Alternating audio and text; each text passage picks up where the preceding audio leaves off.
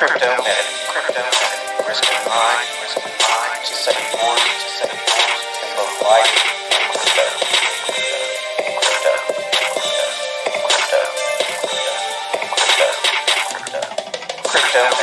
Crypto Minute. What's up, everybody? How's it going? Happy Saturday.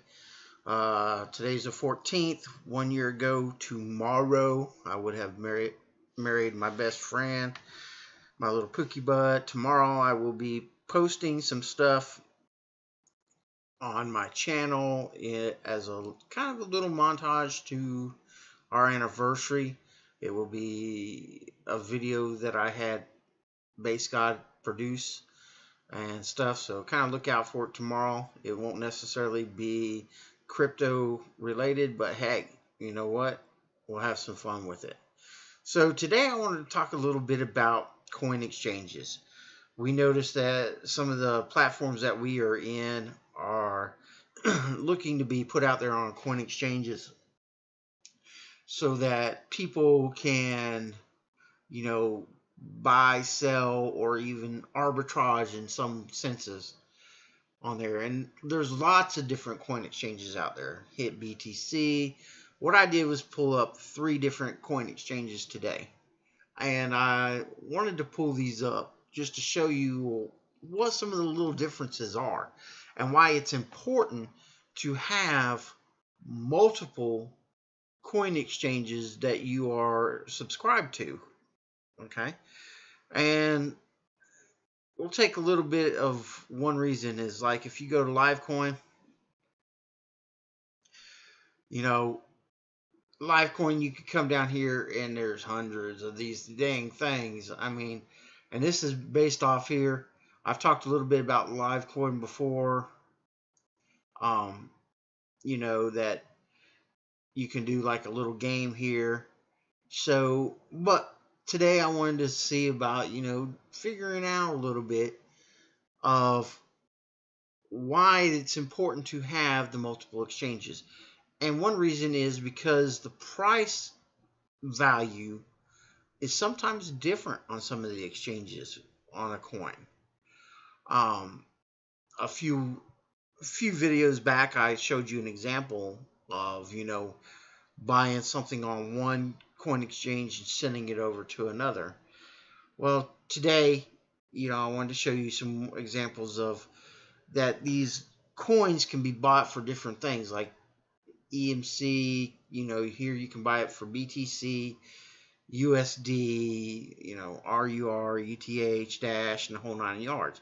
Whereas this function may not necessarily be offered on some of the other exchanges, such as like Binance. They'll go with Binance markets, the BTC, the ETH, and the USD. That's it. They're not offering you all the other exchanges. They're not offering you specifically like the buying coins with Ripple or anything like that. I personally like Binance quite a bit because it gives you good knowledge of the 24-hour values and stuff like that, whereas at Livecoin it's not necessarily showing you what that is. Now you can click on them. Let's say we'll click on Dash to USD, but it's not going to show. See, you're going to have to go to a market overview of it. Now I come over here to maybe Coin Exchange or something, and it'll give you the basic breakdown as far as that goes too.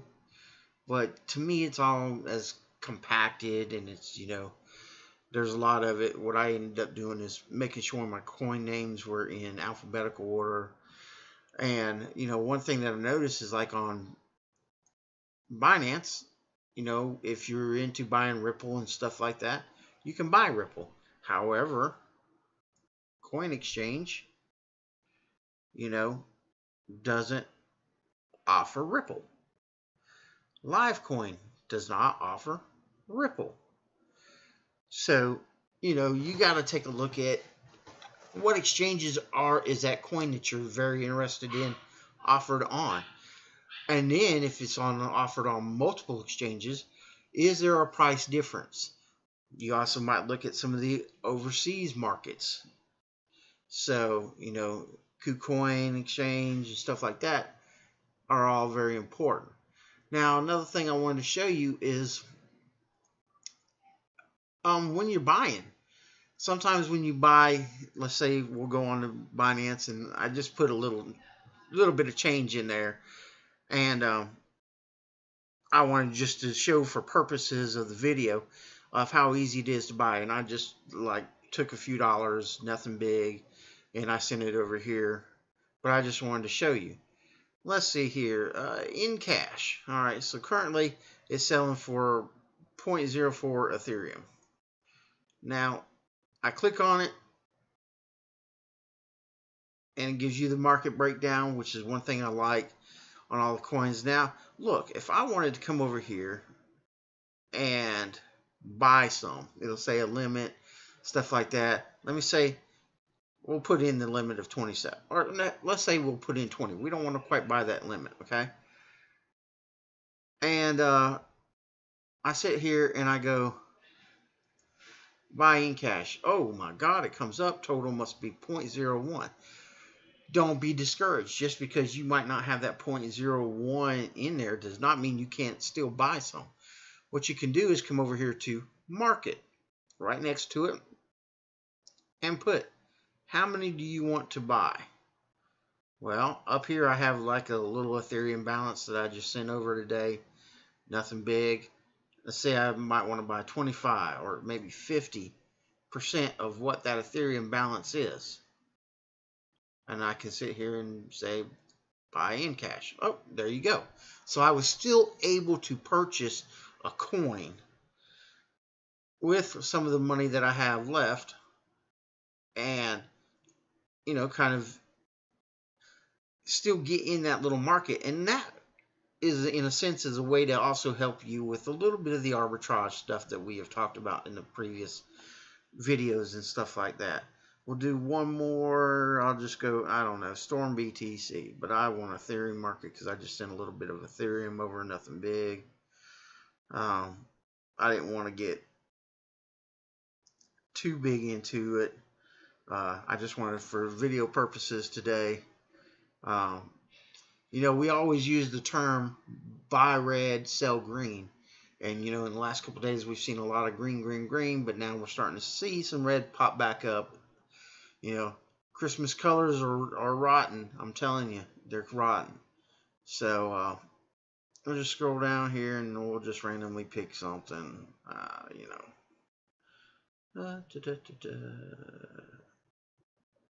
What is this? DNT. All right.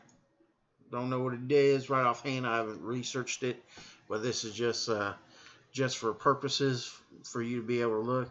Remember, you won't be able to do a limit, but let's go to the market, and then I'm going to hit 100% this time.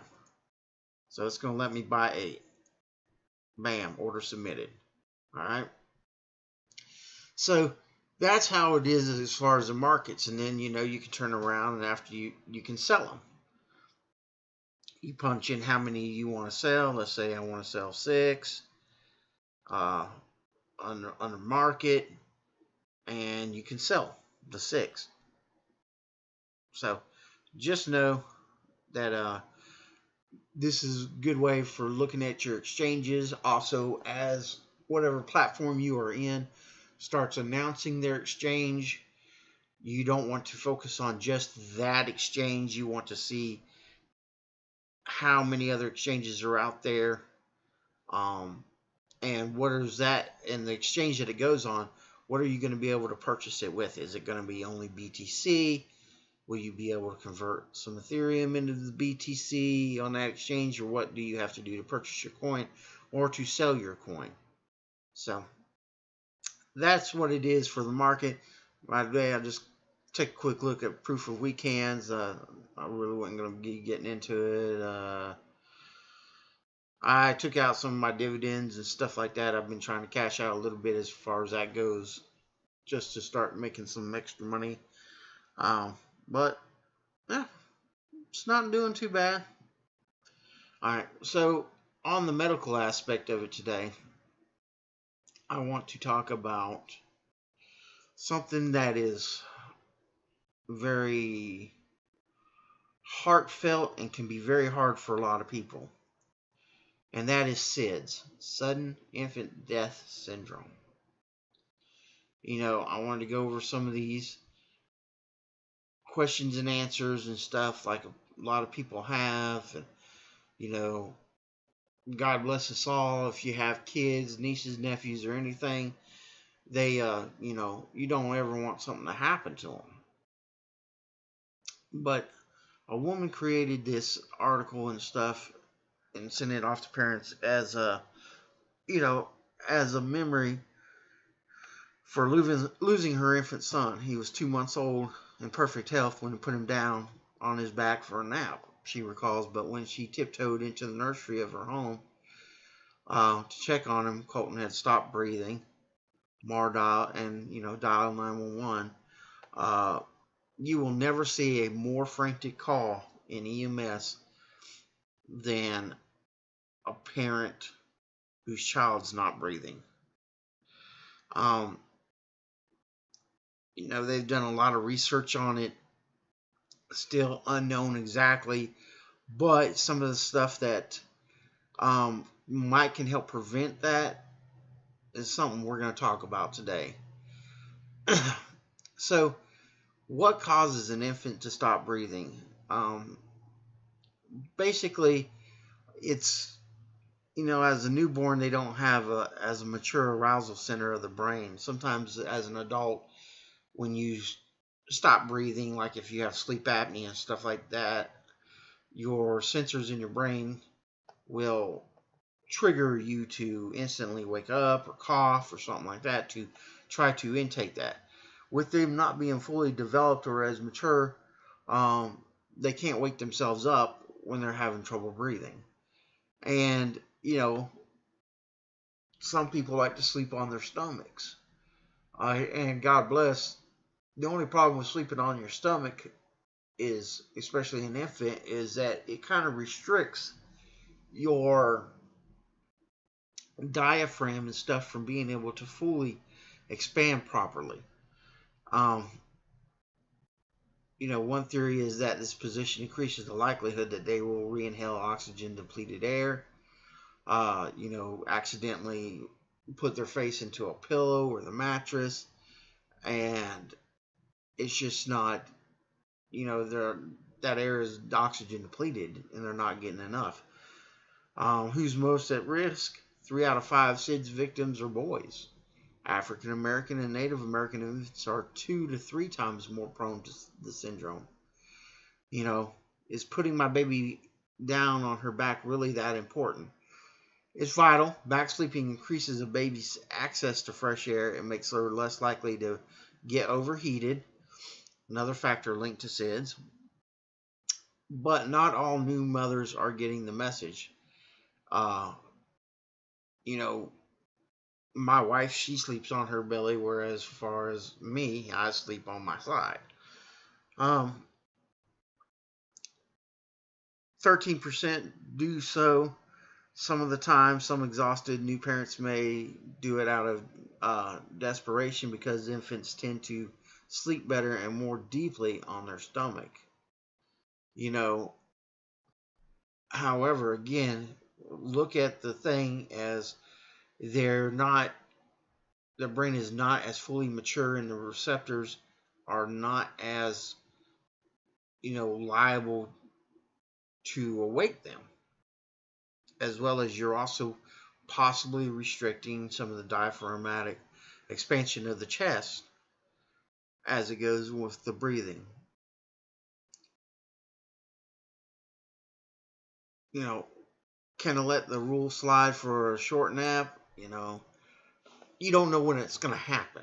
Unfortunately, you don't. Now, there are things out there that you can do to help monitor your baby's respirations. There's alarms set up that you can. And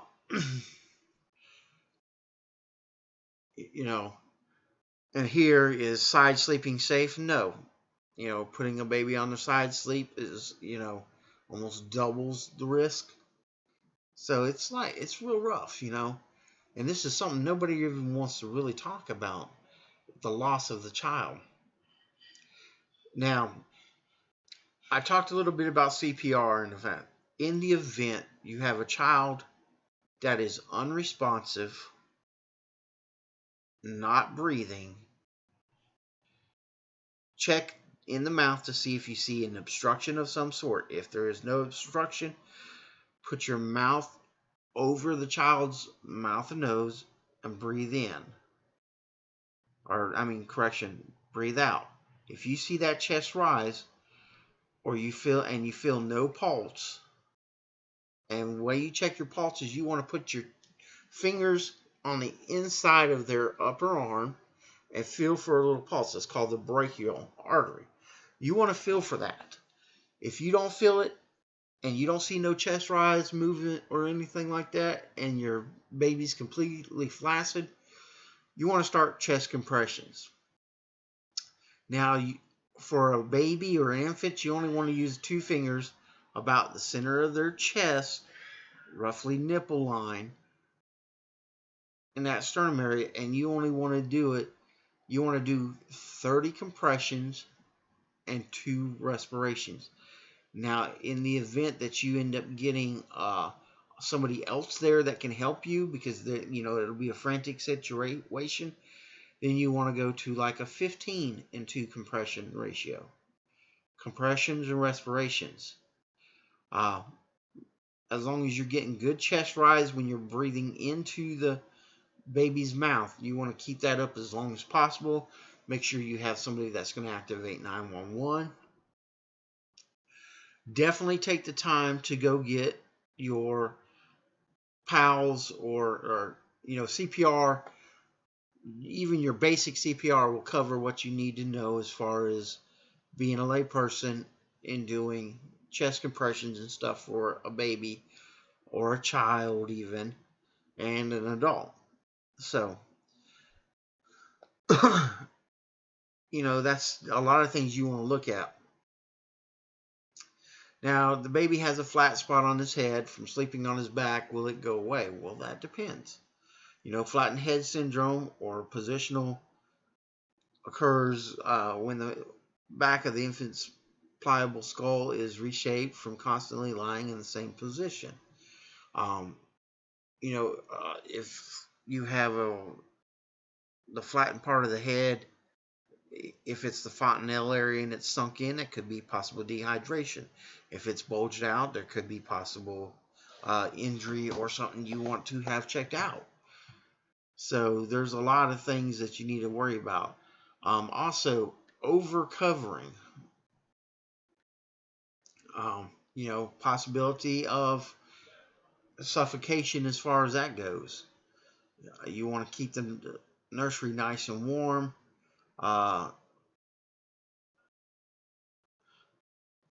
However, swaddling them helps fussy infants sleep better.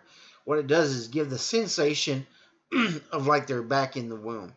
Even as an adult, you notice that if you use a weighted blanket, you'll sleep a little bit better because it gives you that sensation of you're back in the womb and that you're in a comfortable spot and stuff like that. And as long as you're swaddling them and you're putting them on their backs, it may protect them from SIDS. So just take that in consideration. Is it dangerous to give the baby a pacifier? No, it's not dangerous. Binkies, actually reduce the risk of SIDS, possibly by preventing babies from falling into an extreme deep sleep. My baby has flipped onto her stomach during the night. How can you stop this? You can't. Once a baby can roll over by itself, her brain is mature enough to alert her of breathing dangers. And generally it's about 6 months old, give or take. My baby sleeps better in my bed. Is this a big danger?